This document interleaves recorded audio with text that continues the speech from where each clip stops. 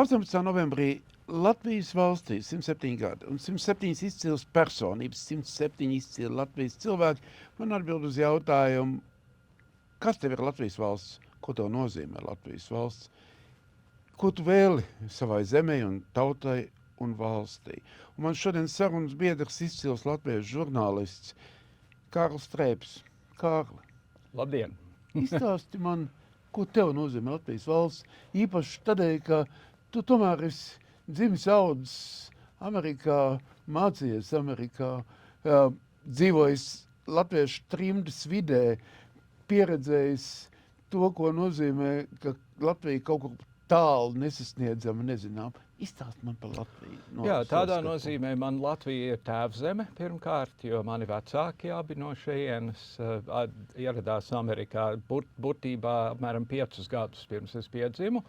Līdz ar to Latvija man bija tāda nosacīta sapņu zeme, kad es augu. No tā, ko man vecvecāki un citi stāstīja, man radās iespējas, ka brīvvalsts laikā visi bija tautas tērpos un dziedāja tautas dziesmas stāvot Rudzu laukā, un savukārt padomju okupācijas laikā visi bija pelēkās drānās un raudāja un bija izmisuši. Bet nu jau vairāk nekā 30 gadus Latvijā man arī ir mājvieta, un Latvija man vienmēr ir bijusi tāda ļoti mīļa un jauka vieta.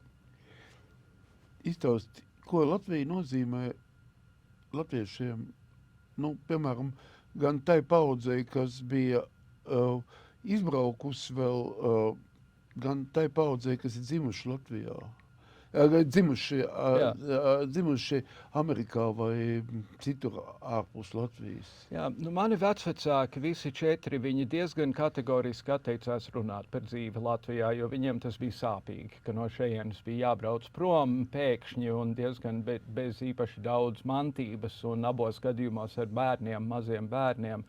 Mana mamma sāka uz Latviju braukt jau 80. gadu sākumā un vidū. Viņai te nodarbojās ar dažādām lietām, vispirms kā turisti, protams, bet viņa sagāja kopā ar Glābiet bērnus organizāciju Latvijā, un ar laiku, tad, kad jau sākās atmodas laiks, viņa vienu brīdi mācīja angļu valodu Anatolijam Gorbunovam un atsūtīja man e-pastu, kurā bija teikts, ka viņš ir ļoti labs un cītīgs skolēns. Bet viņa aizgāja mūžībā 91. gada aprīlī diezgan negaidīti, un tajā brīdī es jau biju dzīvojis Latvijā 1 gadu, es biju atpakaļ Amerikā. Bet, kas no manas paudzes cilvēkiem, mēs gājām latviešu skolā, mums bija sestdienas skolas un svētdienas skolas un Garazera vasaras vidusskola un Minsteras latviešu ģimnāzija. Mums bija tautas dejas, mums bija skautu un gaidu organizācijas latviešu, un līdz ar to mēs uzturējām to latviskumu. Manā ģimenē mani vecāki uzstāja, ka mēs mājās tikai un vienīgi runājām latviešu valodā. Tā tas nebija diezgan daudzās ģimenēs, it īpaši tajos gadījumos, kad latvietis bija apprecējies ar amerikāni. Tad tas varbūt gāja tā drusku citādāk. Tas bija atkarīgs no tā amerikāņa, cik viņš gribēja vai varēja iemācīties latviešu valodu. Mana mamma cita starpā sacerēja grāmatu Easy Way to Latvian, vai vieglais ceļš uz latviešu valodu, tiem, kuri bija sapinušies ar latvieti un kuri gribēja līdz ar to mācīties to latviešu valodu. Bet galvenais, ko es gribu pateikt, Minsteras latviešu ģimnāzijā 78. gadā mums bija paneļdiskusija, kas notiktu, ja Latvija rīt atgūtu neatkarību.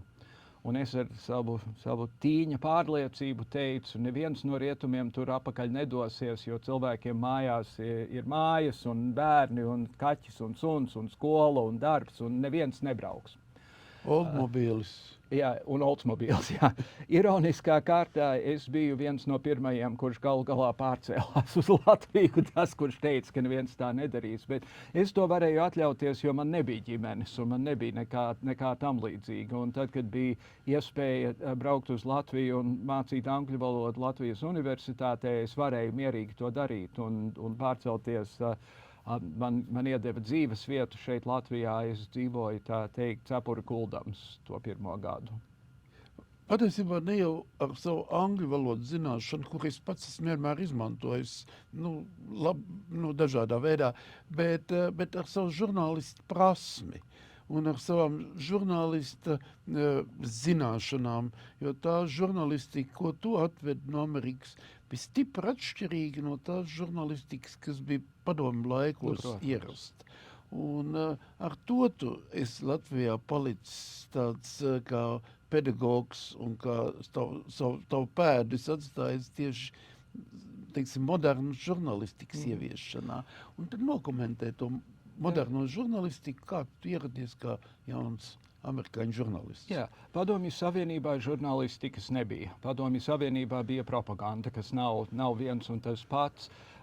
Es ierados angļu valodu mācīt, tāpēc, ka manai mammai vispirms piedāvāja to iespēju. Viņa nevarēja, un es atbraucu viņas vietā, bet svešvalodnieki bija tajā pašā mājā, kur bija komunikāciju zinātņu cilvēki, kā to tagad sauc. Un, tad, kad viņi uzzināja, ka ir atbraucis žurnālists, es novadīju semināru par televīzijas ziņu veidošanu tajā pirmajā, vai dokumentālu filmu veidošanu tajā pirmajā gadā.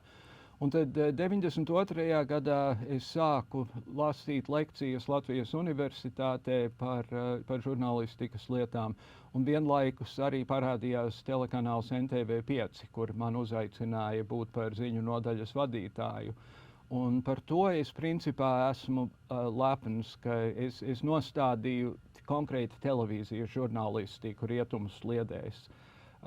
Jo Panorāma tajā laikā meklēja vēl savu ceļu attiecībā uz to, kā būt neatkarīgā valstī un vairs ne Padomju Savienības propagandas iestāde.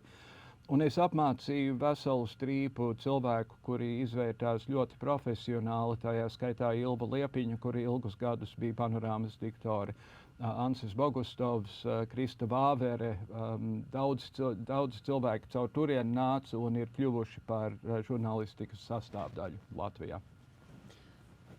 Tavs vēlējums Latvijas valstī? Es gribētu, lai latvieši pirmkārt atceras, ka pasaulē ir diezgan daudz tautu, kurām nav pašām savas valsts. Mēs neesam viena no tām un nenovērtēsim to lūdzu pārāk zemu. Bet visvairāk es gribētu latviešiem aicināt, lūdzu, saprotiet, ka Latvijā dzīvo dažādi cilvēki. Latvijā nedzīvo tikai vecas tantiņas vai kaut kādi žuļīki. Latvijā dzīvo gan tādi cilvēki, gan šitādi cilvēki. Un es skatos pat labāk, kas darās ar Stambulas konvenciju, kur uz absolūtu muļķību pamata cilvēki saka, nē, mums latviešiem tā kaut ko nevajag. Latvijai vajag saprast, Latvija ir Eiropas Savienības un NATO dalība valsts. Tas nozīmē kaut kādus principus, tas nozīmē kaut kādus standartus.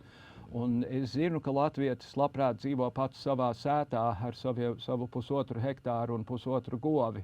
Bet tā nav dzīve 21. gadsimtā un 2025. gadā.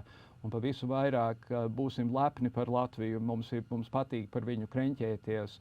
Bet es teikšu vēlreiz, kurdiem nav savas valsts, kataloņiem nav savas valsts, baskiem nav savas valsts. Tās ir senas un lepnas tautas.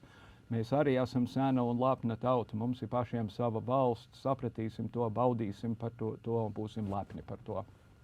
Paldies tev par stāstiem. Lūdzu.